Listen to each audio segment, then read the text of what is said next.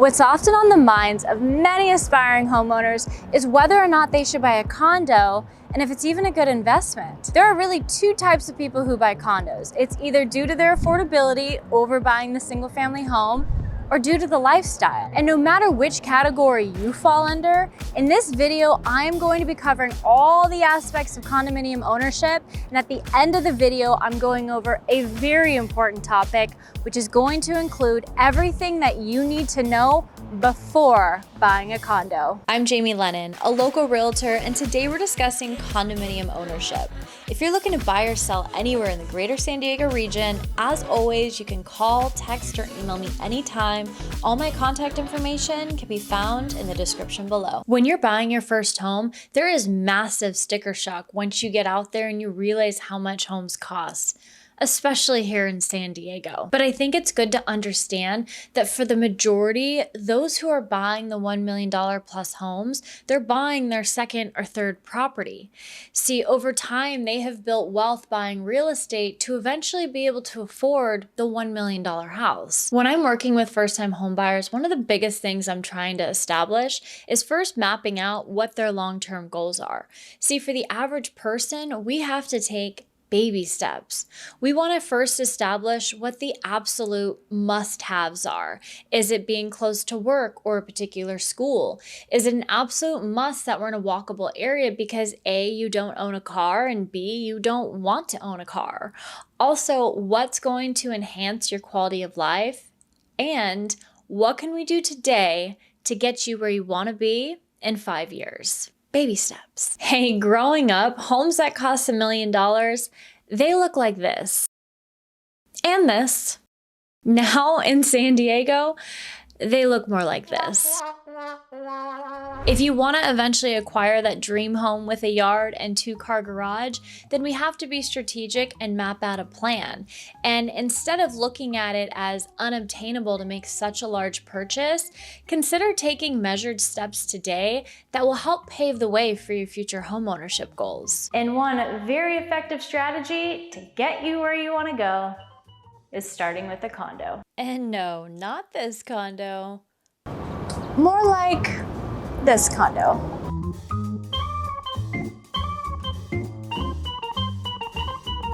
Now in San Diego, the median price for a condo is right around $595,000. Compare that to a single family home, which is now $1.1 million. Now, when we're buying a condo, we have to factor in the additional monthly fees for HOA dues, which average about $400 a month. Now, taking that into account, let's compare the difference in affordability between buying a condo versus a single family home. So for example, if we were to purchase this condo, it's listed at $560,000. We put 20% down, including your HOA fee, which is actually pretty good at $362 a month.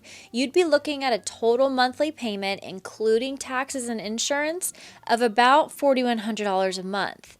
Now compare that to this single family home that's listed just below $1 million.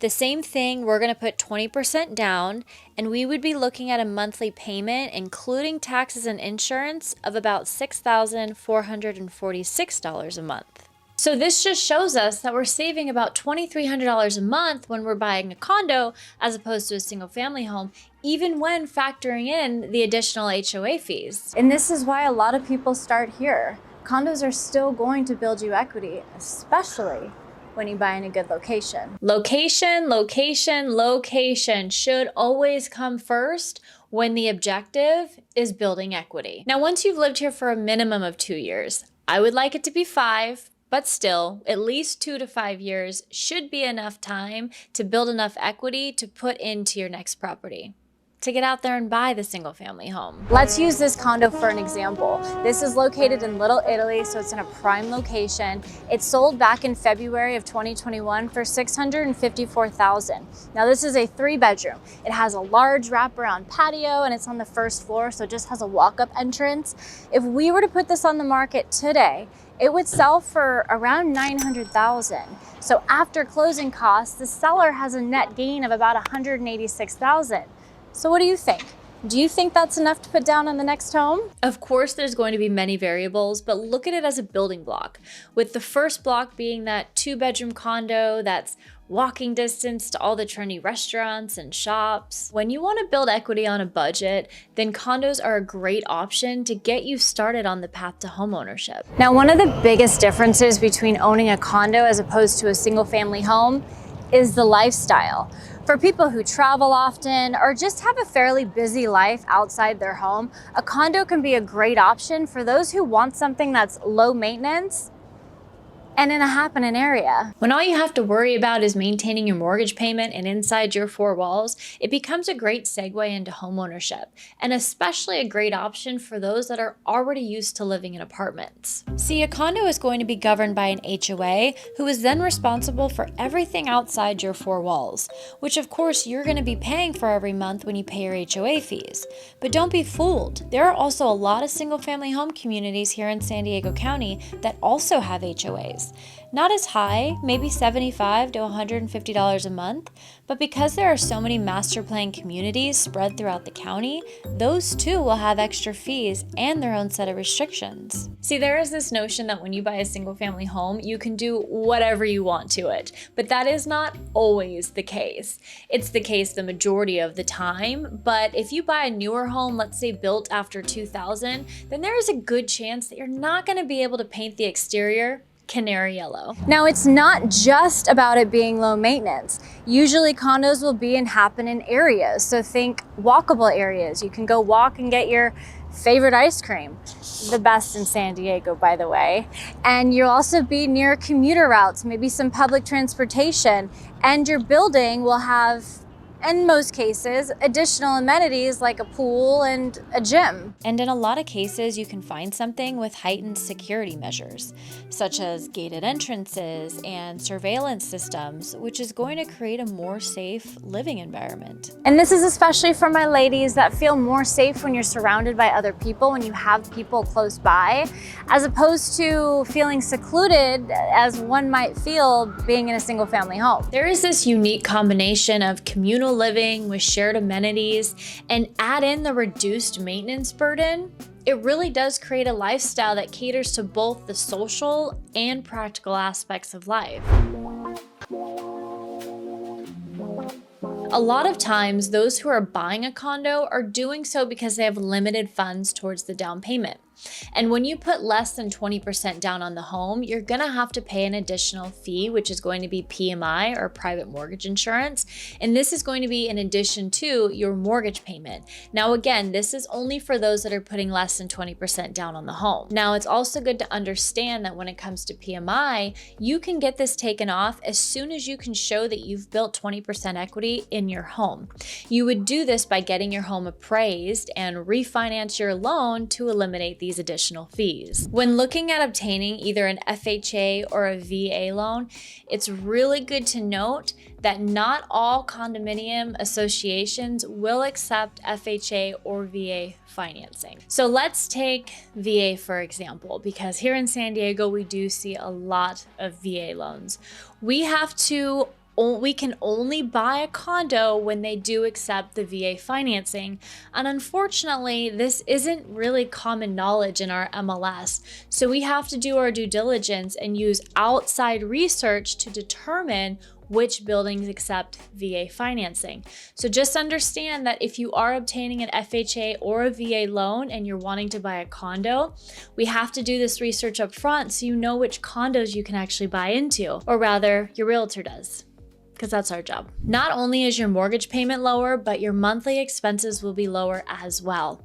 Think about it, you're not going to have to spend as much on utilities each month to heat or cool your building or water a lawn, so that gets reduced. And another thing is that the association itself is going to have what's called a master's insurance policy, which covers the entire community. So all you are required to obtain when it comes to homeowners insurance is what's called HO6 insurance, or a walls-in policy. It's basically like renter's insurance, and it's much more affordable. If the ultimate goal is building equity, then we have to do our due diligence to make sure that this community that you're buying into is solid. It might be pretty, it might have the perfect layout in the best location, but if this association is in debt and it needs a new roof, or there's ongoing litigation, I'm sorry to say, but that is a big fat no. No. Before moving ahead with the purchase of the condo, you will receive the full HOA package. And there are going to be certain documents in there that are vital to review before moving ahead with the purchase of that condo.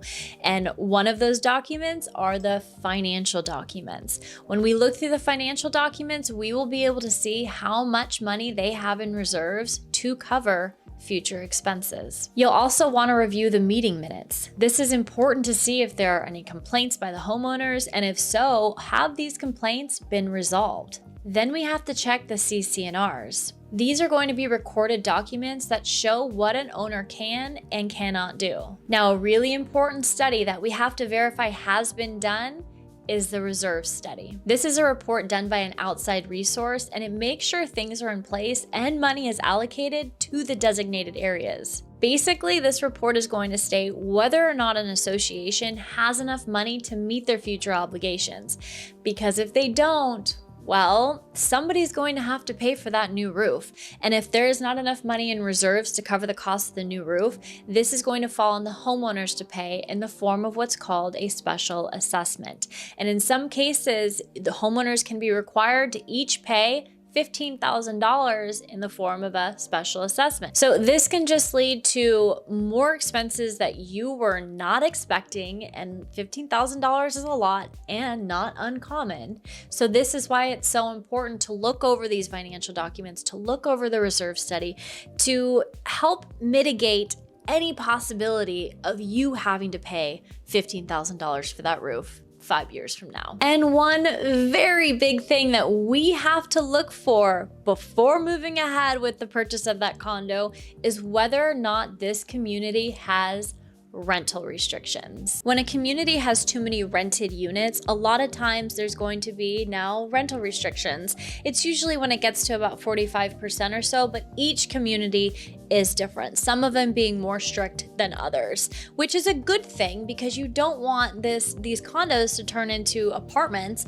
But still, if your long-term goal was to eventually keep this as an investment property and rent it out when you go to buy your secondary home, well, now you're not going to be able to. So it's going to force you to sell. And another thing is when the complex has too many rental units, it will no longer be eligible for FHA or VA financing. So when you go to sell, the buyer pool is going to be less because it's going to eliminate those who are obtaining FHA or VA financing. My number one rule when buying any property is to buy a property with no deal breakers.